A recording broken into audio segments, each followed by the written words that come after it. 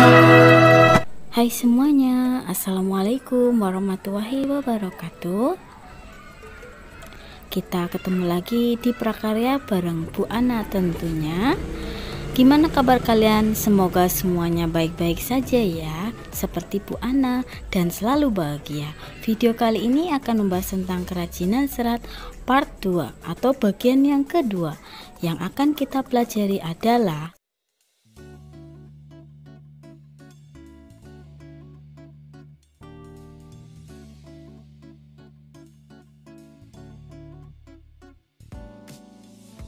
pernahkah kalian melihat produk kerajinan serat dari tumbuhan ataupun daun? Ya, daun digunakan sebagai produk kerajinan disebut dengan serat alam. Serat alam yang biasa digunakan diantaranya ada daun enceng gondok, pandan, jagung, pisang atau pelepah pisang, daun kelapa atau janur, lontar, pandan, dan daun pohon gebang. Selain daun, ada juga dari akar, biji, dan batang. Apakah di daerahmu menghasilkan banyak daun semacam ini? Pernahkah kamu melihat enceng gondok yang biasa tumbuh di air? Nah, enceng gondok termasuk jenis tanaman pengganggu. Namun, bagi warga daerah tertentu seperti di Kulon Progo, Yogyakarta, enceng gondok menjadi sumber penghasilan yang menjanjikan. Daerah ini menjadi sentra kerajinan tangan dari enceng gondok. Selain enceng gondok, masih banyak lagi produk kerajinan dari bahan serat alam ini sudah digeluti oleh perajin di beberapa daerah. Yang pertama kita bahas yaitu bahan serat tumbuhan. Di bawah ini merupakan bahan serat alam dari tumbuhan yang dapat diolah menjadi produk kerajinan. Pengolahan yang dilakukan cukup sederhana, yaitu dikeringkan secara alami dengan bantuan sinar matahari langsung. Nah, yang pertama ini dari serat kelapa pisang. Kemudian ada serat daun pandan, serat enceng gondok. Nah, bahan-bahan serat alam dapat menghasilkan produk kerajinan tangan yang beraneka ragam, misalnya dari dompet, tas, topi, alas, meja, dan tempat lampu. Teknik pembuatan kerajinan dari serat alam ini sebagian besar dibuat dengan cara dianyam, namun ada juga yang menggunakan teknik tempel atau jahit. Sedangkan proses persiapan pembuatan bahan baku yang digunakan biasanya dengan cara dikeringkan secara alami menggunakan sinar matahari langsung. Untuk menghindari jamur, bahan serat alam harus direndam dahulu dalam waktu tertentu dengan larutan natrium benaot atau alat pengawet lainnya, sehingga bahan serat alam dapat tahan lama tanpa jamur. Sekarang alat produksi kerajinan serat tumbuhan. Dalam pembuatan kerajinan serat tumbuhan, pasti kita membutuhkan bantuan alat ya. Peralatan di bawah ini hanya sebagian saja dari aneka peralatan yang dapat kita gunakan untuk membuat produk kerajinan dari bahan daun atau serat alam. Berikut alat dan bahannya.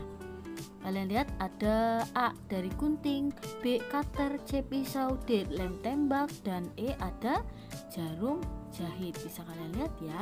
Kemudian ada juga peralatan berat yang diperlukan dalam pembuatan kerajinan tertentu, seperti mesin jahit, tenun, pemisah sabut kelapa, dan aneka mesin lainnya yang disesuaikan dengan kebutuhan bahan serat alam. Pada gambar A tentu kalian sudah sering melihatnya ya. Itu adalah mesin jahit untuk teknik jahit, yang B itu alat tenun untuk menenun, dan C itu pemisah mesin sabut kelapa. Selanjutnya produk kerajinan bahan serat tumbuhan, baik yang dibuat sebagai bahan baku tekstil ataupun yang dibuat sebagai fungsional, memiliki prosedur yang berbeda. Bahan serat alam yang berasal dari serat atau sabut kelapa dapat diproduksi sebagai keset. Ini adalah contoh produk hasil kerajinan dari sabut kelapa yang dibuat kerajinan keset. Kemudian dari bahan serat alam dari daun pisang atau pelepah pisang, bisa juga pandan atau eceng gondok, dapat diproduksi menjadi berbagai bentuk kerajinan yang memiliki fungsi pakai dan juga fungsi hias dengan menggunakan teknik anyam. Sekarang yang dari produk kerajinan serat hewan ya. Serat hewan yang biasa dibuat untuk bahan dasar kerajinan adalah bulu domba, serat ulat sutra, bulu biri-biri, dan kulit hewan. Apakah di daerahmu menghasilkan banyak semacam ini? Pernahkah kamu lihat bulu domba? Bulu domba memiliki ketebalan yang cukup untuk dibuat kerajinan fashion seperti syal, baju hangat, kaos kaki, rompi, topi, sepatu, serta tas. Ada pula yang dibuat menjadi sarung bantal kursi dan taplak. Daerah penghasil bulu domba sebagai produk kerajinan diantaranya Tapos Indramayu. Perajin daerah ini menyulap bulu domba menjadi hiasan yang menarik dan kreatif. Masih banyak lagi produk kerajinan dari bahan serat hewan ini sudah digeluti oleh perajin di beberapa daerah. Melihat semakin variatifnya minat masyarakat.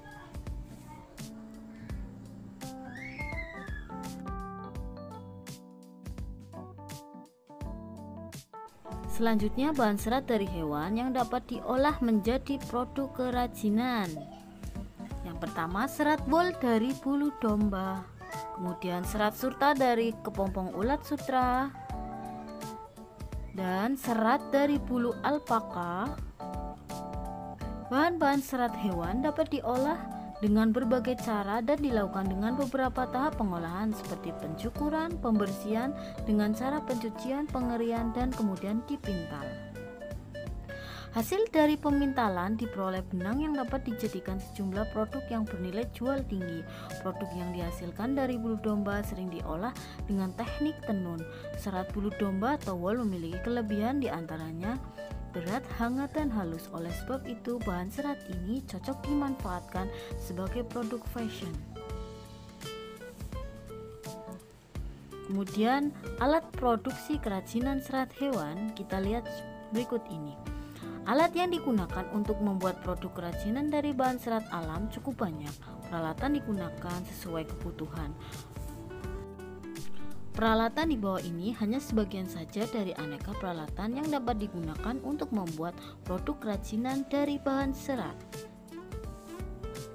Ada gunting, alat pencukur bulu, baskom, dan jarum jahit. Ada pula peralatan berat yang diperlukan dalam pembuatan kerajinan tertentu, seperti alat pintal dan alat penggulung benang. Alat tersebut dapat dibuat dalam bentuk tradisional. Ada yang kalian lihat, ada A, mesin pemintal, dan yang B, mesin penggulung benang hasil pemintalan. Dalam pembuatan produk kerajinan serat hewan, baik yang dibuat sebagai baku tekstil ataupun yang dibuat sebagai fungsional, memiliki prosedur yang berbeda. Bahan serat hewan dari sutra dapat diproduksi menjadi kain sutra, sedangkan kain sutra sendiri masih dapat diolah kembali menjadi berbagai produk kerajinan, misalnya batik, kain ikat, celup, busana, dan syal. Bahan serat hewan dapat diproduksi menjadi berbagai bentuk kerajinan yang memiliki fungsi pakai dan fungsi hias dengan menggunakan teknik jahit, tenun, dan rajut. Di bawah ini adalah contoh produk dari serat hewan tersebut.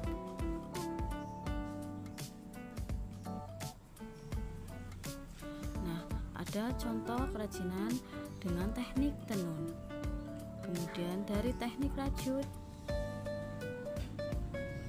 dan pembuatan kerajinan dengan teknik jahit.